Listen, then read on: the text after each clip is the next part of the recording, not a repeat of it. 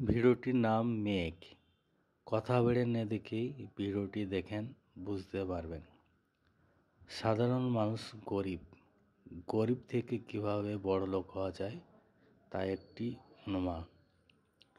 রাস্তার থেকে একটু দোকান করেছিল, দোকান থেকে আয় কম হচ্ছিল, রাস্তায় লোকজন কম চলে, তাই দুজন ভাবনা চিন্তা করছে সাধারণ মানুষের জীবন কিভাবে চলবে।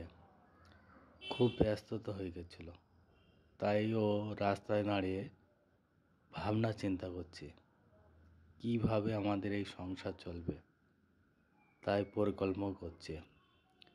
গরিব মানুষের অভাব মেটাতে নিজে একটা বাচ্চাদের পুতুল তৈরি করেন।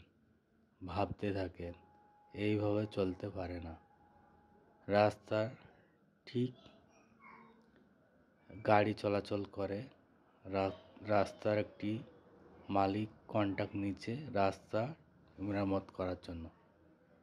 রাস্তার ধুলোতে রাস্তায় দোকানটা দেখা যায় না, তাই ভাবছে এত ধুলো হলে এমনিই চলছে না, দোকান কীভাবে চলবে। কন্ট্রাক্টরের সঙ্গে কথা বলছে যে আমাদের দোকানে ধুলো ভর্তি আসছে, রাস্তা দেখা যাচ্ছে না, দোকান দেখা যাচ্ছে না, কীভাবে চলবে। তাই কন্ট্রাক্টরের সঙ্গে ঝামেলা চলছে কীভাবে চলা যায়। তারপর ঠেলে ফেল দিল, একটা ভদ্র মহিলা দেখলো বাচ্চার ওপর পড়ে গেল কন্ট্রাক্টর। তাই ভাবছে কি করা। ভাবতে ভাবতে বাড়ি চলে আসছে। বাড়িতে বসে ভাবছে দোকানটা বিক্রি করে দেবো, কি করা যায়, কিভাবে গরিব থেকে বড়লোক হওয়া যায়, তাই ভাবনা চিন্তা করছে। শ্বশুরমশাই বলছে দোকানটা বিক্রি করে দেবো, তাই ভাবনা চিন্তা চলছে কি করা যায়।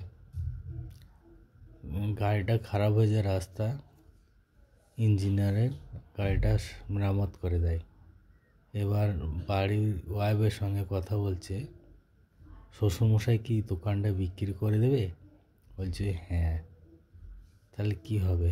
এবার দুঃখে দোকানে গেল মদ খেতে। মদ খাওয়ার পয়সা নেই, সিগারেট কিনলো।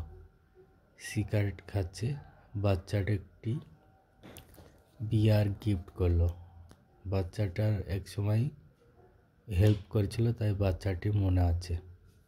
বিয়ার খেয়ে একটু আনন্দ করছে, বাচ্চার মনটা ঠিক হলো।